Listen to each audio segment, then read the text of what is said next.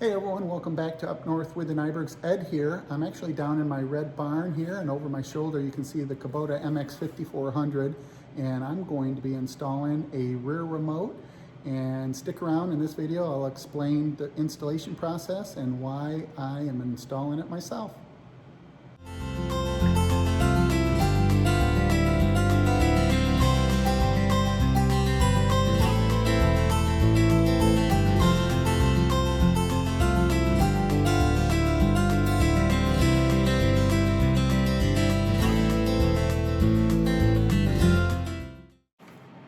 Hey everyone, welcome back to Up North with the Nybergs. On this video, I actually had to install a rear remote on the tractor.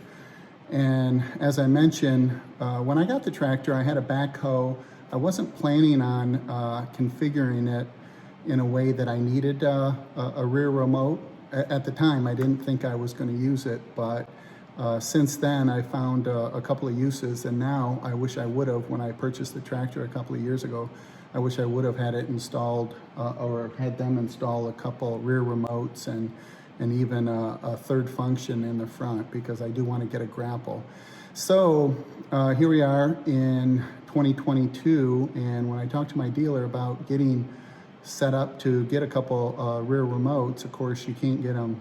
They have just a finite amount of rear remotes, and they're putting them on new tractors so that they can make their delivery schedule for new tractors. No one will take, if you order a couple of rear remotes, they're not going to take delivery of the tractor unless it's configured the way that they want it. So they're getting a limited supply, and they're using those to move their tractors. I certainly understand that. However, I needed to solve an issue with getting a rear remote on this tractor. And so what I did is I did a little bit of research, and I found where actually I was on Facebook, on a Facebook group, and I found, I think it was Tractor Innovations was on the group, or somebody had mentioned Tractor Innovations. And so I did a little research and got their kit that I've installed on my Kubota MX5400. Now that kit, I think the price on it was around $550, and it got really good reviews on the quality of the kit itself. It came pretty much, complete. So all I had to do was just install it.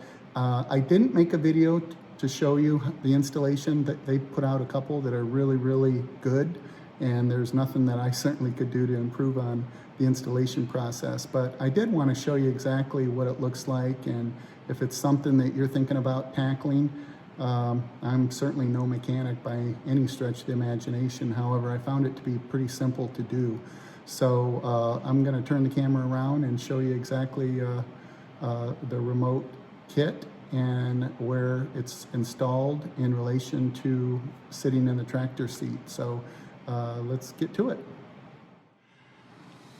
Okay, so here's the actual valve right here. You can see this whole unit right here, and it's sitting off on the side of my front end loader controls. And if you look at it, you can see that there's a bracket that goes across here, and then this valve sits on it with the knob here to be able to bypass the front end loader hydraulics. And then with this knob, obviously you can pull it out. It will engage the hydraulics for this particular unit. And then as you can see, everything gets connected up here. You swap these out with the front end loader, and then underneath here, once you engage the valve here, it then pressurizes these hoses that end up being routed underneath the seating area of the tractor. And then they give you a lot of zip ties where you can really tie them off. And then you can see that I have them coming out over here pretty easily. They give you this bracket right here. I just found an extra hole right there that I'm able to secure this bracket and then the two connectors, hydraulic connectors here. The only issue that I may run into is there may not be enough room to put a connector in here because of this particular hydraulic. This was the original hydraulic that I had it configured for my backhoe.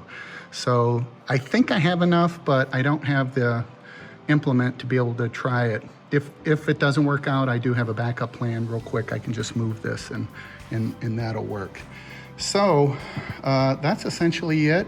It took maybe 45 minutes to install. It's high quality. Everything is really high quality. The hoses are, the valve itself, everything's made in the US. It's just a really, really nice unit that it's out of the way, which is nice as well. So I'm pretty pleased with it. I already tested it out at least to make sure the bypass was working, and it is. So I'm really pleased with it so far as the installation and getting it out of the way and how it's configured to my MX5400. So time will tell whether or not it stays.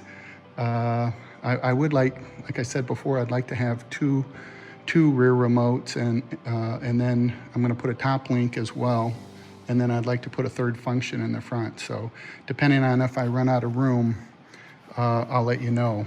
So everything looks pretty safe right now. I've been able to put the hoses and get those out of the way. So I will update its use after I put it through its paces. We're going to rent a planter and plant some grass on our 10 acres utilizing this rear remote.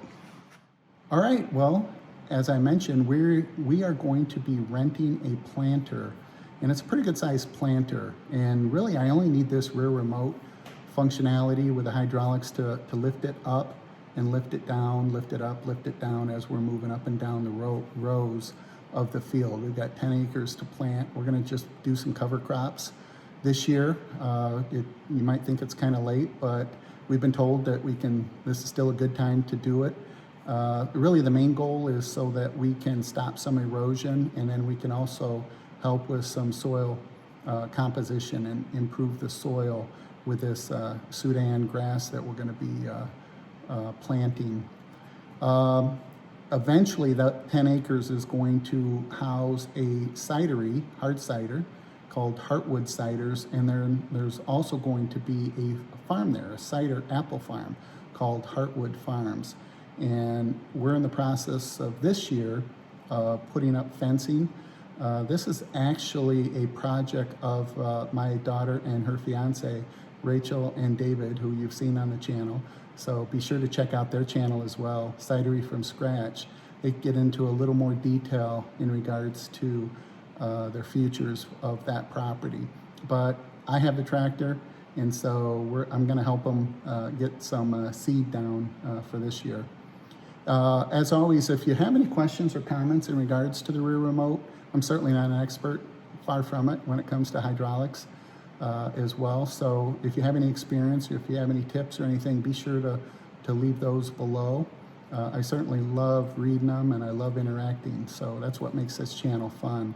If you're not a subscriber, please consider subscribing. If you are a subscriber, we really appreciate it.